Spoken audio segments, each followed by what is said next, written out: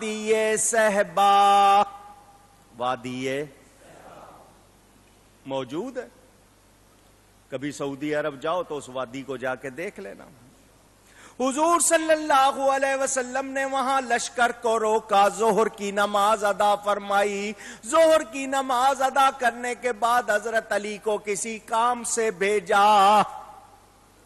हजरत अली चले गए। जब वो काम करके वापस आए, असर का वक्त हो चुका था। हुजूर ने और लश्कर ने असर की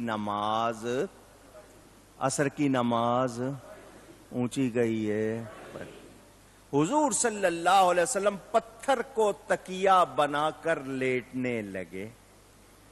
किसको तकिया बनाकर? पत्थर को तकिया बनाकर लेटने लगे। उसी वक्त हजरत अली कर्रमल्लाहु ताला वजहुल करीम वापस आए। उन्होंने देखा, फौरन आगे बढ़े। हुजूर मेरी गोद हाजिर है, यहां सर रख कर आराम फरमाए। मोहब्बत है ना, आका है मेरे पत्थर पे, नहीं हुजूर मेरी गोद हाजिर है। अपनी गोद जानू पेश किया, हुजूर ने कबूल फरमा लिया। उनकी गोद में सर रखा है। सहाबियों तुम्हारे मुकद्दर के कुर्बान, हम उनकी गलियां देखने को तरसते हैं, तुम्हें कैसे कैसे मौके मिलते थे। हुजूर आराम फरमा रहे हैं। हजरत अली ने अभी नमाजे असर पढ़ी। कुरान कहता है हाफिजू अला सलावाति वस्सलातिल वुस्ता, अपनी नमाजों की हिफाजत करो, खास तौर पर बीच वाली नमाज। इस बीच वाली नमाज से मुराद असर की नमाज भी बताया गया, 2 इससे पहले 2 इसके बाद, फजर जोहर पहले मगरिब इशा बाद, ये दरमियान वाली। तो इसकी हिफाजत का खास तौर पर हुक्म दिया गया और हजरत अली ने अभी पढ़ी नहीं। सूरज को देखते हैं तो वो अपनी ज़बान हाल से कहता है, ए अली मैं जब मगरिब में गुरूब हो जाऊं तो दूसरी सुबह मशरिक से निकलता हूं।